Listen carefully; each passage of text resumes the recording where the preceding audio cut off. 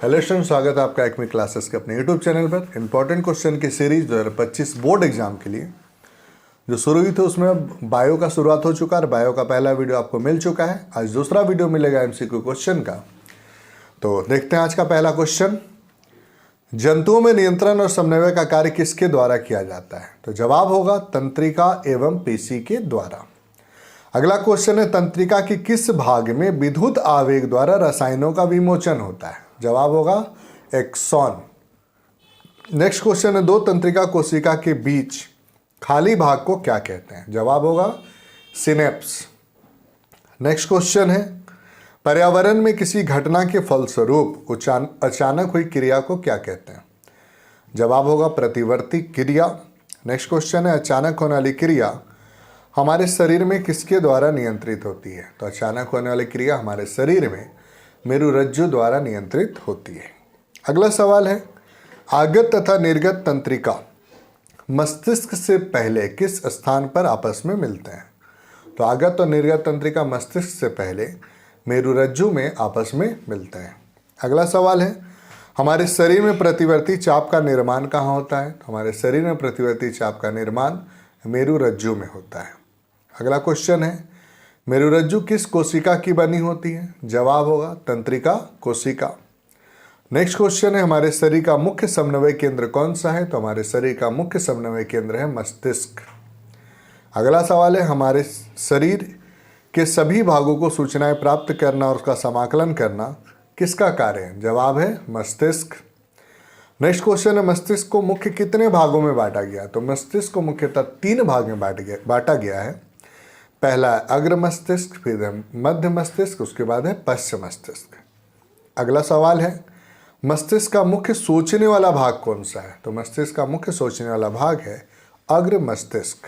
Next question है, भूख से संबंधित ग्राही हमारे मस्तिष्क के किस भाग में स्थित होता है? तो जवाब होगा अग्र मस्तिष्क। अगला सवाल, हमारे शरीर में अनैच्छिक क्रियाएं किसके द्वारा नियंत्रित होती है? तो हमारे शरीर में अनैच्छिक क्रियाएं जो है वो पश्च मस्तिष्क और मध्य मस्तिष्क के द्वारा नियंत्रित होती हैं। नेक्स्ट क्वेश्चन है, कुछ अनैच्छिक क्रियाएं जैसे रक्तदाब, लार आना तथा वमन पश्च मस्तिष्क के किस भाग के द्वारा नियंत्रित होती है? तो जवाब होगा पश्च मस्तिष्क के मेडुला द्वारा नियंत्रित होती है। अगला क्वेश्चन है, कुछ क्रियाएं जैसे सीधी रेखा में चलना, साइकिल चलाना इत्यादि पश्च मस्तिष्क के किस भाग द्वारा नियंत्रित होती है? तो जवाब होगा अनुमस्तिष्क के द्वारा।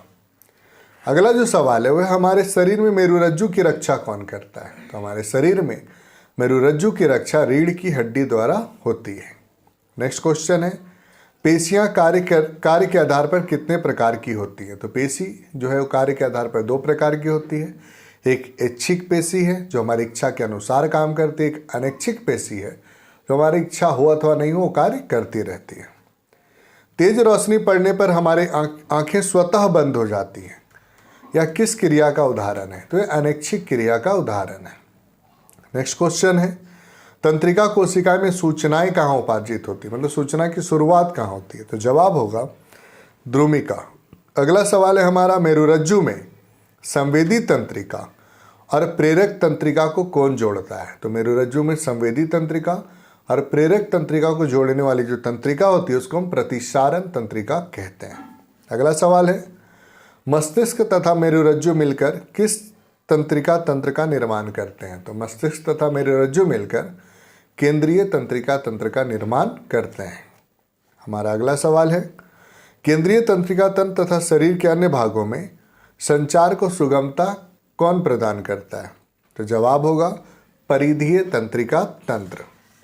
अगला सवाल है, छूमी पादप की पत्तियों का स्पर्श के प्रति अनुक्रिया को नियंत्रित कौन करता है? जवाब है वैद्युत रसायन साधन। अगला सवाल है, पादप के जड़ों का जल की ओर गति करना किस क्रिया का उदाहरण है? जवाब होगा जला अनुवर्तन। नेक्स्ट क्वेश्चन है, पादप कोशिकाओं की लंबाई में सहायक एक हार्मोन का नाम बताना है। तो जवाब होगा ऑक्सिन।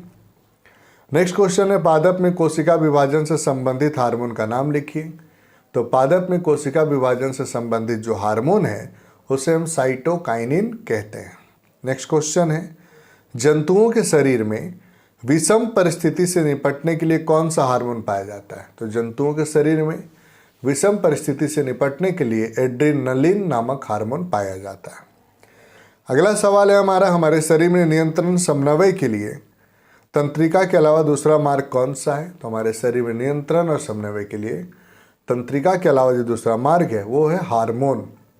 अगला सवाल है थायरोक्सिन हार्मोन का निर्माण किस ग्रंथि में होता है? तो थायरोक्सिन हार्मोन का निर्माण O2 ग्रंथि, जिसको थायराइड भी कहते हैं, वहाँ पर होता है।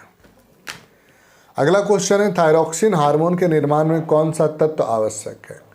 तो थायरोक्सिन हार्मोन के निर्माण के लिए आयोडीन बहुत ही अधिक आवश्यक है। अगला सवाल है हमारे शरीर में कार्बोहाइड्रेट, प्रोटीन, वसा के उपापचय को नियंत्रित कौन करता है? तो जवाब है थायरोक्सिन हार्मोन। अगला सवाल है लड़के तथा लड़कियों में यौन लक्षण को नियंत्रित करने वाला हार्मोन कौन सा है? तो लड़कियों में यौन लक्षण को नियंत्रित करने वाला हार्मोन है एस्ट्रोजन, लड़कों में यह हार्मोन है टेस्टोस्टेरोन।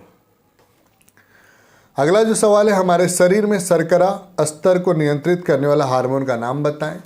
तो हमारे शरीर में शर्करा स्तर को नियंत्रित करने वाले हार्मोन को हम इंसुलिन हार्मोन कहते हैं।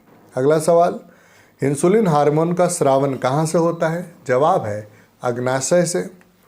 नेक्स्ट क्वेश्चन है एड्रेनलिन हार्मोन का स्रावन कहाँ से होता है? तो एड्रेनलिन हार्मोन अधिवृक्क ग्रंथि, जिसको एड्रिनल ग्रंथि भी कहते हैं, वहाँ से स्रावित होता है। अगला सवाल है ऑक्सिन हार्मोन पादप के किस भाग में होता है? तो ऑक्सिन हार्मोन पादप के ऊपरी भाग, जिसे प्ररोह कहते हैं, वहाँ पर पाया जाता है। नेक्स्ट क्वेश्चन है पीयूष ग्रंथि हमारे शरीर के किस भाग में होती है? तो पीयूष ग्रंथि हमारे मस्तिष्क में पाई जाती है।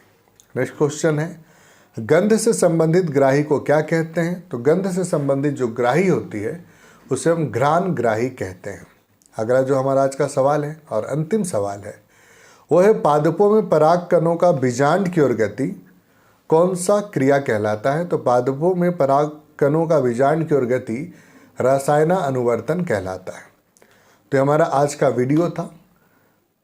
आशा है पहले जितने भी वीडियो आपको मिले होंगे उससे आपने नोट्स बनाए होंगे, उससे आपने पढ़ाई किए होंगे, याद किए होंगे और सेल्फ टेस्ट भी लिया होगा।